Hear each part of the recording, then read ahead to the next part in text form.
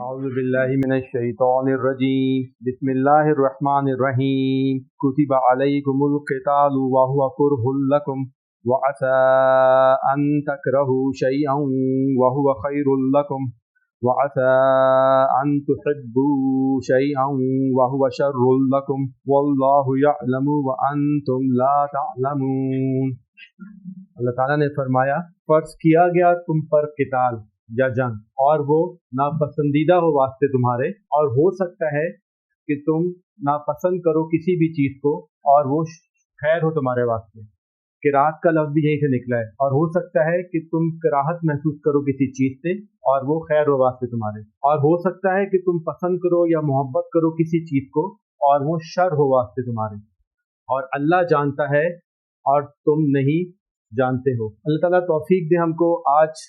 قرآن مجید کی اس آیت مبارکہ کو سمجھنے کی۔ اس کے اندر ایک انتہائی حساس موضوع زیر بحث ہے، اور اس آیت مبارکہ کو کچھ لوگوں نے، کچھ گروہوں نے، یہاں تک کہ کچھ ریاستوں نے لوگوں کو غلط سمجھا کے اپنے مفادات کے لیے استعمال کیا، جس کی وجہ سے دنیا کے اندر فساد فی الارض پھیلا۔ سب سے پہلے تو بات ہم کو یہ سمجھنی چاہیے کہ اس آیت مبارکہ میں جو بات اللہ تعالیٰ نے فرمائی ہے وہ ایک ایسا حکم ہے جو کہ صرف اور صرف کسی ریاست کے اوپر ہی نافذ ہوتا ہے، کسی فرد کے اوپر یہ حکم نافذ نہیں ہے، اور اس ریاست کا جو حاکم ہے وہی اس حکم کو نافذ کروا سکتا ہے اپنی ریاست کے اوپر، اور وہ بھی جب کہ کچھ مخصوص حالات ہوں۔ حکمران یہ نہیں کر سکتا کہ اس کے زیر نظر یہ بات ہو کہ میں اپنے پڑوسی ملک کی جو جگہ ہے، جو رقبہ، اس پہ قبضہ کر لوں اس آیت مبارکہ کو استعمال کر کے، یا وہ ملک میرے ملک سے مالدار ہے تو میں اس پہ جنگ کر دوں اس آیت مبارکہ کو استعمال کر کے، یا وہاں وہ ایک زرخیز ملک ہے اور جب میں اس پہ قبضہ کروں گا تو میرا سیاسی اثر و رسوخ دوسری جگہوں پہ بڑھ جائے گا، تو وہ اس آیت مبارکہ کو استعمال کرے اور وہ قبضہ کر لے اس ملک میں۔ حکمران تک یہ نہیں کر سکتا، اور یہ آیت مبارکہ صرف اور صرف لاگو ہوتی ہے ایک اسلامی ریاست کے اوپر، وہ ریاست جہاں پہ اللہ تعالیٰ کا دین پہلے سے نافذ ہو، عدل و انصاف چل رہا ہو، کوئی امیر شخص کسی غریب شخص کو ظلم نہ کر سکے، کوئی طاقتور کسی مظلوم کو دبا نہ سکے، عدل و انصاف کا نظام چل رہا ہو، اللہ تعالیٰ کے دین کی تعلیمات اس جگہ پہ دی جا رہی ہوں، اور سب لوگ امن کے ساتھ معاشرے کے اندر زندگی گزار رہے ہیں۔ اب یہ آیت مبارکہ جب اللہ تعالیٰ کے رسول صلی اللہ علیہ وسلم پہ نازل ہوئی مدینہ کے اندر، تو وہاں پہ ایک اور چیز اس میں اضافہ ہوتا ہے۔ وہ اضافہ یہ ہوتا ہے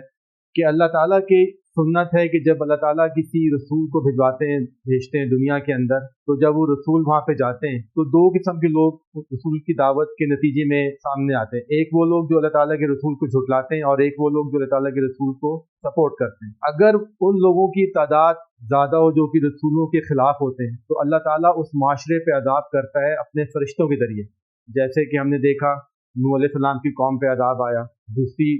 اقوام پہ عذاب آیا۔ بصورت دیگر جب رسولوں کے ساتھیوں کی تعداد زیادہ ہو جاتی ہے اور وہ مقابلہ کرنے کے قابل ہو جاتے ہیں، جیسا کہ حضرت موسیٰ علیہ السلام کے ماننے والے اور حضرت محمد مصطفیٰ صلی اللہ علیہ وسلم کے ماننے والوں نے کیا، تو اللہ تعالیٰ اس قوم پہ عذاب بھیجتے ہیں ان لوگوں کی تلواروں کے ذریعے، کیونکہ حجت قائم ہو جاتی ہے۔ اگر آپ نے اللہ تعالیٰ کے رسول کا انکار کیا تو آپ پہ حجت قائم ہوگی اللہ تعالیٰ کے عذاب کی۔ اگر رسول اور ان کے ساتھی کمزور ہوں گے تو عذاب آتا ہے فرشتوں کے ذریعے، اور اگر وہ رسول اور ان کے ساتھی مضبوط ہوں گے تو عذاب آتا ہے انہی کی تلواروں کے ذریعے، رسولوں اور ان کے ساتھی کی تلواروں کے ذریعے۔ اس کا پس منظر کیا ہے؟ مکے کی زندگی کے اندر جب اللہ تعالیٰ کے رسول صلی اللہ علیہ وسلم نے دین حق کی دعوت دینا شروع کی، تو قریش مکہ نے ان لوگوں پہ مظالم ڈھانا شروع کر دیے کہ تم لوگ ہم کو ہمارے آباء و اجداد کے دین کے خلاف لے کے جا رہے ہیں۔ سن 5 اور 6 جو نبوت کا تھا، اس زمانے میں ان لوگوں نے ظلم اور بڑھانا شروع کر دیے، اور مسلمان وہاں پہ ایک اقلیت کے اندر تھے،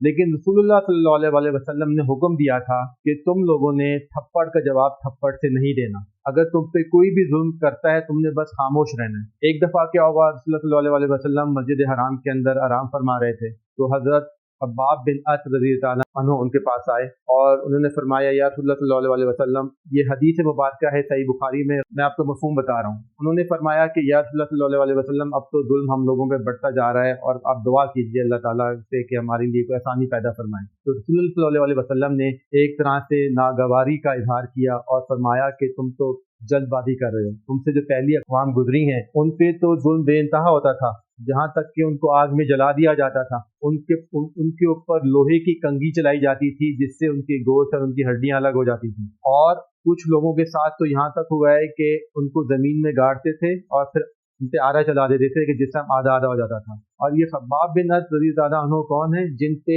قریش مکہ ظلم اتنا کرتے تھے کہ ان کو کوئلوں پہ لٹا دیتے تھے اور پھر ان کی چربی پگھلتی تھی تو وہ کوئلے ٹھنڈے ہوتے تھے، وہ خود راوی اس حدیث مبارکہ کے۔ تو پھر صلی اللہ علیہ وسلم نے فرمایا اللہ کی قسم ایک وقت آئے گا جب ثنا سے ایک سوار جائے گا حضر الموت کی طرف، ایک جگہ دونوں جگہیں ثنا اور حضر الموت کی طرف جائے گا، اور اسے اللہ کے سوا کسی کا ڈر نہیں ہوگا، یعنی کہ ایک طرح سے بشارت دے دی کہ ہم لوگ انشاءاللہ تعالی غالب آنے والے ہیں، لیکن تمہیں اس کے لیے صبر کرنا ہے۔ مکے کی زندگی میں جو بات چل رہی ہے وہ یہ تھا کہ رسول اللہ صلی اللہ علیہ وسلم نے ان کو روکا ہوا تھا کہ تم نے تھپڑ کا جواب تھپڑ سے نہیں دینا، کیونکہ مکے کی 13 سالہ زندگی میں تقریباً صرف 125 لوگ سے 135 لوگ اسلام لے کے آئے تھے، اور اگر وہ لوگ مشرکین مکہ کے خلاف جنگ کرتے تو ہو سکتا تھا کہ ان سب کا صفایا کر دیا جاتا، تو اللہ تعالیٰ کے رسول صلی اللہ علیہ وسلم نے انہیں روکا ہوا تھا۔ یہی رسول صلی اللہ علیہ وسلم کی جو ہدایات ہیں یہ اللہ تعالیٰ نے بعد میں مدینہ کی زندگی میں سورہ نساء کے اندر فرمایا کفوا ایدیکم واقیموا الصلاۃ وآتوا الزکاۃ، کہ اپنے ہاتھوں کو باندھ کے رکھو۔ اس بات سے ہمیں ایک چیز کو اور مطلب سمجھ آتی ہے کہ جو رسول اللہ صلی اللہ علیہ وسلم سے وہ لوگ ایمان لے کے آئے تھے کہ جب قرآن مجید کی آیات بھی نازل نہیں ہو رہی تھی۔ آج کل تو ہم ہر چیز کو پروف مانگتے ہیں، لیکن ان کا ایمان بالرسالت دیکھیں ان لوگوں کا کہ جو رسول اللہ صلی اللہ علیہ وسلم نے فرما دیا وہ ان کے لیے حکم آخر ہے۔ انہوں نے نہیں پوچھا کہ کہاں سے آپ نے بات کی ہے، کیا بات آپ نے کہی۔ مکے کے لوگ اس طرح کے مسلمان تھے۔ بہرحال جب اللہ تعالیٰ کے صلی اللہ علیہ وسلم نے ہجرت کی مدینہ کی طرف، تو وہاں پہ سورہ حج کے اندر اللہ تعالیٰ نے اذن قتال یعنی کہ ایک طرح سے قتال کی اجازت دے دی۔ اذن للذین یقاتلون بانہم ظلموا وان اللہ علی نصرہم لقدیر، ایک طرح سے اجازت مل گئی کہ اگر کسی پہ ظلم کیا جائے گا تو وہ اللہ کے رسول سے لڑ سکتا ہے۔ مدینے کے اندر جب ایک مسلمان ریاست قائم ہو گئی، رسول اللہ صلی اللہ علیہ وسلم نے مسجد نبوی کی بنیاد رکھ دی، مواخات ہو گیا انصار کے اندر اور مہاجرین کے اندر، دارالمال بن گیا اور عدل و انصاف کا نظام قائم ہو گیا کہ کوئی کسی پہ ظلم نہ کر سکے اور سب ایک دوسرے کو عزت دیں، اور جو بھی فیصلہ ہو اللہ تعالیٰ کے رسول جیسا فرمائیں گے ویسے ہی ہوگا، قرآن اور سنت کی روشنی میں ہوگا۔ تو وہاں پہ معاشرے پہ ایک امن آ گیا۔ اس کے بعد جب ایک ریاست کی بنیاد بن چکی تو اللہ تعالیٰ نے حکم دیا قتال کا۔ اب اس سے پہلے اس آیت مبارکہ سے پہلے اور قتال کا حکم آتا ہے سورہ محمد یا سورہ محمد صلی اللہ علیہ وسلم میں، یا سورہ جسم قتال بھی کہتے ہیں۔ اس سے پہلے رسول اللہ صلی اللہ علیہ وسلم نے 4 غزوات میں شرکت کی اور 4 سریہ اس کے اندر ہو چکے تھے ان آیت مبارکہ سے پہلے۔ اب ہم نے بات کی کہ مکے کے مسلمان کا ایمان کا لیول کیسا تھا، تو جب مدینے کے اندر سریات اور غزوات کا سلسلہ شروع ہو گیا تقریباً 7 سے 8 مہینے ہجرت کے بعد سے ہی، اور جب یہ آیت مبارکہ نازل نہیں ہوئی تھی، مدینے کے اندر جو کچھ مسلمان جو ایمان لے کے آ رہے تھے ان کا ایمان کا وہ لیول نہیں تھا جیسے مکے کے مسلمانوں کا تھا۔ تو مدینے کے اندر 3 قسم کے مسلمان ہو گئے۔ ایک تو وہ مسلمان جو ہجرت کر کے آئے تھے مکہ سے، جن کے بارے میں شاعر کہتے ہیں کہ تو خاک میں مل اور آگ میں جل، جب خشت بنے تب کام چلے، وہ پکے ترین ایمان کے لیول پہ تھے۔ انہوں نے ظلم دیکھ لیا تھا، انہوں نے اپنے خاندان کو تباہ ہوتے ہوئے دیکھ لیا تھا، لیکن وہ دین سے پیچھے نہیں ہٹے تھے۔ اس کے بعد دوسری کیٹیگری مسلمانوں کی یہ تھی کہ جو ابھی نئے اسلام میں داخل ہوئے تھے اور ان کو ابھی دین کی سی سمجھ نہیں تھی، نہ انہوں نے کبھی جنگ کی، نہ انہوں نے کبھی مارے کھائی، وہ تو اپنی قبائلی زندگی میں گزار رہے تھے۔ تیسرے قسم کے مسلمان وہ لوگ تھے جو کہ زیر سایہ چل رہے تھے یہودیوں کے، جو بات یہودی کہہ دیں وہ مان لیں کہ جی رسول اللہ صلی اللہ علیہ وسلم نے تو یہ کہا ہے، یہودی یہ کہہ رہے ہیں، تو وہ فتنے کے اندر پھنسے ہوئے تھے۔ اب جب ان لوگوں پہ حکم آیا قتال کا ایز اے ریاست، تو اللہ تعالیٰ نے فرمایا، کیونکہ اللہ تعالیٰ تو دنوں کی کیفیت کو جاننے والے ہیں، تو ان لوگوں کے بارے میں فرمایا اور ہو سکتا ہے کہ وہ تمہیں ناپسندیدہ ہو، کیونکہ مار کھانا کون پسند کرتا ہے۔ وہ لوگ یہ چاہتے تھے کہ ہم لوگ صرف دعوت و تبلیغ پہ لگے رہیں اور جنگ نہ کریں، کیونکہ جنگ کا مطلب کہ آپ نے تقریباً جان دے دینی اپنی، کیونکہ اس وقت تو مسلمان تھے بھی سب سے کمزور، تو وہ چاہتے تھے کہ دین کا کام صرف چلاتے رہیں، دعوت سے تبلیغ سے، کوئی بات مان لیتا ہے تو ٹھیک ہے، بات نہ مانے تو بھی ٹھیک ہے، اور لیکن کسی کی جان کو قتل نہ کرے، خون بہا نہ کرے۔ تو اس طرح کی باتیں مدینے کے معاشرے میں چل رہی تھی، تو اللہ تعالیٰ فرماتے ہیں فرض کیا گیا تم پہ قتال بطور ریاست، اور ہو سکتا ہے کہ وہ تم لوگوں کو برا لگے، کیونکہ جان دینا کس کو پسند ہے، خاص طور پر اگر آپ کا ایمان کمزور ہے یا بالکل ہی نہیں ہے، اور ہو سکتا ہے کہ اگر تم کو کوئی چیز بری محسوس ہو لیکن وہ خیر ہو واسطے تمہارے۔ اب بہت سی چیزیں ایسی ہیں اس معاشرے کے علاوہ آج کل ہمارے معاشرے کے اندر بھی، جو کہ ہم سمجھتے ہیں کہ یہ ہم کس چکروں میں پھنس گئے، دین کو سمجھنے کے لیے۔ مثال کے طور پہ ایک آفس ہے جس میں دو لوگ نوکریاں کر رہے ہیں، دونوں کا عہدہ بھی تقریباً سیم ہے، لیکن ایک انسان کے پاس گاڑیاں بھی ہیں، اس کے بچے بھی باہر پڑھ رہے ہیں اور اس کی زندگی بھی بڑی عیشی میں گزر رہی ہے کیونکہ وہ رشوت لے کے اپنا کام کر رہا ہے تنخواہ کے ساتھ ساتھ،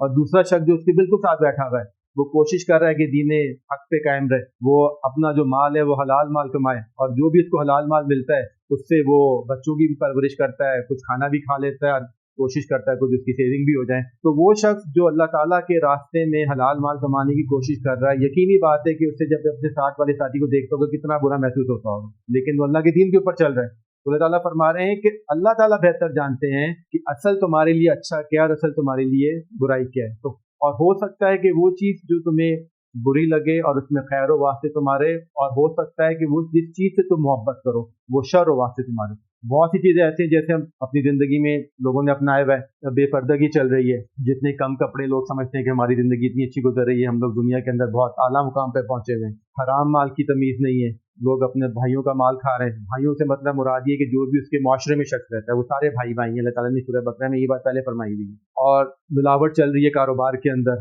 بظاہر تو نظر آ رہا ہے آپ اس ملاوٹ کی وجہ سے پیسے بھی کما رہے ہیں، امیر بھی چل رہے ہیں، تو باہر ملکوں کے دورے بھی لگ رہے ہیں، لیکن وہ شر ہے، کیونکہ رسول صلی اللہ علیہ وسلم نے فرمایا ہے، حدیث مبارکہ کا مفہوم ہے کہ اللہ تعالیٰ نے جنت کو چھپا دیا ہے ناخوشگوار چیزوں سے، اور اللہ تعالیٰ نے دوزخ کو ڈھانپ لیا ہے خوشگوار چیزوں سے۔ آپ فجر کی نماز کے لیے صبح اٹھ رہے ہیں، گرمی کے اندر لائٹ نہیں ہے، اور جب لوڈ شیڈنگ چل رہی ہے، رات کو بھی نیند پوری نہیں ہوئی، تو بظاہر تو آپ کو لگ رہا ہے کہ ایک مشکل کام ہے، لیکن اس میں خیر ہے ہم لوگوں کے لیے۔ سردی کے اندر آپ غسل کر رہے ہیں صبح کے ٹائم پہ، یا وضو کر رہے ہیں رات کے ٹائم پہ، بظاہر تو لگ رہا ہے کہ ایک مشکل چیز ہے، لیکن اس میں خیر ہے ہمارے لیے، تو اللہ تعالیٰ ہی ہمارا فیصلہ کرنے والے ہیں۔ شاعر بھی یہ فرماتے ہیں کہ خدا خالق خدا مالک، خدا کا حکم تو کیسا، رضائے حق پہ راضی رہے یہ حرف آرزو کیسا۔ خدا خالق خدا مالک، خدا کا حکم تو کیسا، کہ جو چیز اللہ تعالیٰ کا حکم آ گیا ہے ہماری اصل روح یہ ہونی چاہیے کہ اس حکم پہ ہم لوگ راضی رہیں۔ اللہ تعالیٰ نے مزید فرمایا،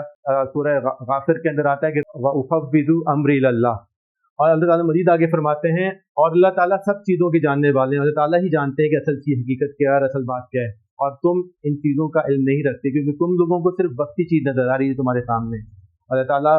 جانتے ہیں کہ باطن میں کیا ہے اور تمہارے سامنے کیا ہے۔ تو اللہ تعالیٰ توفیق دیں ہم لوگوں کو کہ اس آیت مبارکہ کی روح سے ہم قتال کے حکم، جو قتال فی سبیل اللہ ہے، جو ریاست کے اوپر اور صرف ریاست کے اوپر ہی فرض ہے اور کسی انفرادی شخص پہ فرض نہیں ہے، اس کو سمجھ سکیں، اور ہم یہ بھی سمجھیں اور ہمارے حکمرانوں کو اور جتنے بھی مسلمان دنیا کے حکمران اس وقت موجود ہیں انہیں یہ سمجھ آئے کہ یہ کن صورتوں کے اندر یہ فرض ہوتا ہے۔ ایسا نہیں ہوتا کہ اگر آپ کی اپنی ریاست میں بے امن و امانی ہے، عدل انصاف کا بھی نظام نہیں ہے، آپ کسی دوسری ریاست پہ الزام لگا دیں کہ میں اس پہ اللہ تعالیٰ کے حکم کے حساب سے جنگ کرنے جا رہا ہوں۔ صدق اللہ العظیم۔